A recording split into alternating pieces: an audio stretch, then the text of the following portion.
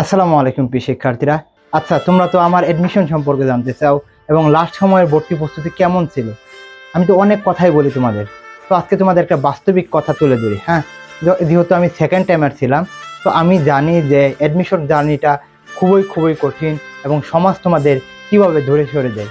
তুমি যদি এখানে আমার লেখাটা দেখো, আমি কিন্তু প্রতিদিনই লিখি, অর্থাৎ যে আমাকে কটু কথা বলে, কে আমাকে ভালো কথা বলে, আমি লিখে রাখি এবং সময়ে যাতে তাদের আমি ওটার জবাব দিতে পারি, সফল হতে পারি সেই জন্য।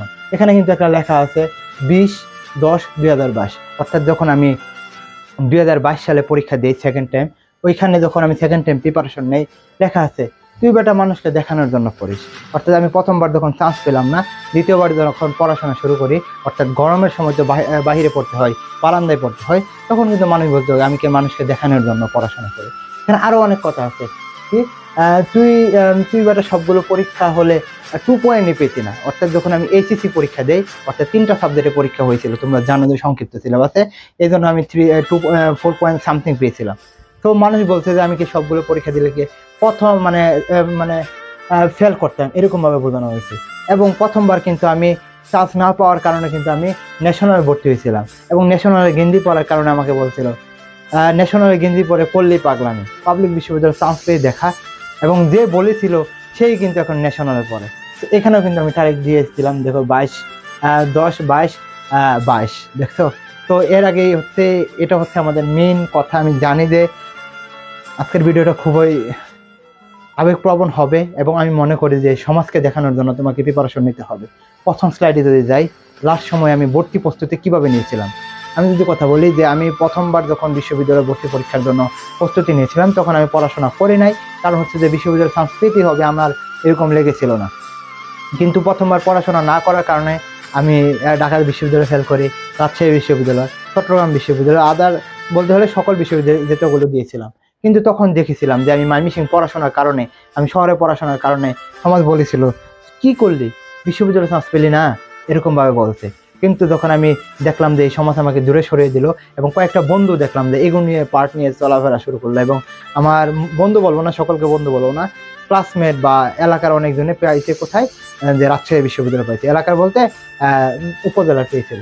তো তখন আমি দেখেছি যে আমাকে কিভাবে দূরে সরে দিয়েছে, এবং ময়মনসিংহ পড়ার কারণে আমার এই সমাজ কিভাবে কথা বলছে, যারা বলছে তারা কিন্তু এই যোগ্যতা নেই। পরে আমি পড়াশোনা শুরু করলাম, লাস্ট সময়ের ভর্তি প্রস্তুতিও সেম কথা বলবো, যে সেকেন্ড টাইম প্রিপারেশন নিয়ে শুরু করলাম। আমি মনে করলাম যে লাস্ট সময়, অর্থাৎ মানে 2 থেকে 3 মাস সময় ছিল, তখন আমি কিন্তু এই সেকেন্ড টাইম প্রিপারেশনটা হাইলি প্রিপারেশনটা নেওয়া শুরু করি। আর তখনই কিন্তু আমার পিতা মাতার মাঝে জাস্ট আমার আম্মা জানতো যে আমি সেকেন্ড টাইম প্রিপারেশন নিলাম। তো এটার জন্য যেটা হয়েছে যে আমি পড়াশোনা করতাম, বাহিরে পড়াশোনা করতাম, সবাই বলতো ন্যাশনাল পড়াশোনা করিস, এখন আবার কিসের পড়াশোনা, এরকম ভাবে পড়াশোনা করেছে বলেছে। তো যখন লাস্ট সময় 2 থেকে 3 মাস বা 2 মাস সময় রয়েছে, তখন কিন্তু আমি প্রিপারেশনের জন্য, আমি বেসিক কভার করার জন্য কিন্তু আমি ইংলিশের যে গ্রামাটিক্যাল পার্ট, ভোকাবুলারি পার্ট পড়া শুরু করলাম। তো তখন দেখলাম যে আমার মধ্যে একটা কনফিডেন্স বিল্ড আপ হচ্ছে, এবং আমি পারতেছি। তো এর মধ্যে আমি যদি একটা কথা বলি, এর মধ্যে সবচেয়ে যে আমার বিশ্ববিদ্যালয়ে চান্স পাওয়ার জন্য অবদান বলি, সেটা হচ্ছে আমার মা। কারণ হচ্ছে যে সবার ক্ষেত্রে, অর্থাৎ তোমার মা বাবাই কিন্তু তোমার সবচেয়ে সাপোর্টিভ থাকবে, এবং আমার পিতা মাতায় জাস্ট কিছু বলে নাই কখনোই, কিন্তু আদার সকলেই বলছে। তো আমি যখন প্রিপারেশন নেওয়া শুরু করলাম লাস্টের দিকে, তখন দেখলাম যে আমি আস্তে আস্তে পারতেছি। কিন্তু যখন এই বিউপির পরীক্ষাটা হলো, কিভাবে যেন মানুষ জেনে গেল যে আমি বিউপিতে পরীক্ষা দিয়েছি, এবং বিউপির মাঝে জানোই যে মেরিট লিস্টে থাকতে হয়, পরে ভাইবা দিতে হয়। তো এই বিউপির পরীক্ষা দেওয়ার পর আমি চান্স না পাওয়ার কারণে, কারণ বিউপি যেহেতু প্রথম পরীক্ষা হয়েছে, তখন প্রিপারেশন ছিল না, প্রথম চান্স না পাওয়ার কারণে সকলেই বলছে, যারা জানছে বেটা প্রথমবারে হয়েছে না, দ্বিতীয়বার হবে রে, এরকম ভাবে কিন্তু অনেকজনে বলছে। কিন্তু আমি কিন্তু হাল ছাড়িনি।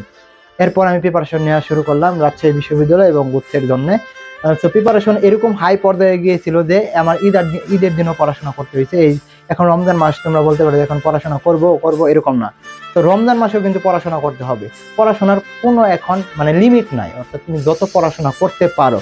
তো লাস্ট সময় ভর্তি প্রস্তুতি কিন্তু এইভাবে প্রিপারেশন নিয়ে কিন্তু বিশ্ববিদ্যালয়ে চান্স পেয়েছিলাম। এবং যদি আরেকটা কথা বলি, যেদিন প্রথম রাজশাহীতে চান্স পেলাম, গুচ্ছতে পেলাম 57, আর রাজশাহীতে রেজাল্ট দিল, রাজশাহী জানে না তো সকলে যে রাজশাহীতে পরীক্ষা দিয়েছি। সন্ধ্যার সময় এক নিজের ভাই বলতে কাজিনই বলতে পারো, যে বলছে এখন পড়াশোনা করে কি হবে, ভর্তি হয়ে যা, গার্মেন্টসে চলে যা, চাকরি কর। তো আল্লাহর কি কাজ, রাত 11টার মানে 11টার সময় খবর আসলো আমি রাজশাহী বিশ্ববিদ্যালয়ে চান্স পেয়েছি। এরপর থেকে এখন পর্যন্ত ওই ভাই আমার সামনে কিন্তু দাঁড়ায়নি। তোমাদের যারা বলবো, যারা সেকেন্ড টাইম রয়েছে বা ফার্স্ট টাইম রয়েছে, এই সময়টাকে কাজে লাগাও। লাস্ট সময়ে ভর্তি প্রস্তুতি তোমাকে একটা কথাই বলবো, লেগে থাকতে হবে।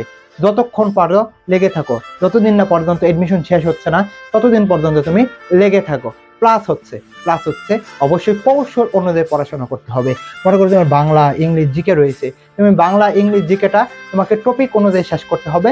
এবং যে মনে করো আমি একটা বেসের মধ্যে পড়াই, তোমাদের একটা কথা বলি, পরবর্তী স্লাইডে যদি দেখাই, যাদের স্বপ্নই হচ্ছে পরবর্তী রাজশাহী ইউনিভার্সিটি, জিএসটি, কুমিল্লা, খুলনা, তারা কিন্তু আমাদের এখানে ক্লাস এক্সাম বেশি ভর্তি হতে পারো। এবং যারা ক্লাস বেশি ভর্তি হবে তাদের জন্য একটা ফ্রি একটা বিষয় রয়েছে। পরবর্তী স্লাইড যদি দেখাই, আমাদের এক্সাম যদি দেখো, মানবিক বিভাগ, পরিবর্তন এবং কমার্সের জন্য তোমরা ভর্তি হতে পারো। পরবর্তী স্লাইডে তোমরা দেখতে পারো, এইগুলো হচ্ছে আমাদের এক্সাম বেস। পরবর্তী আমরা স্লাইডের মধ্যে আমরা কথা বলবো।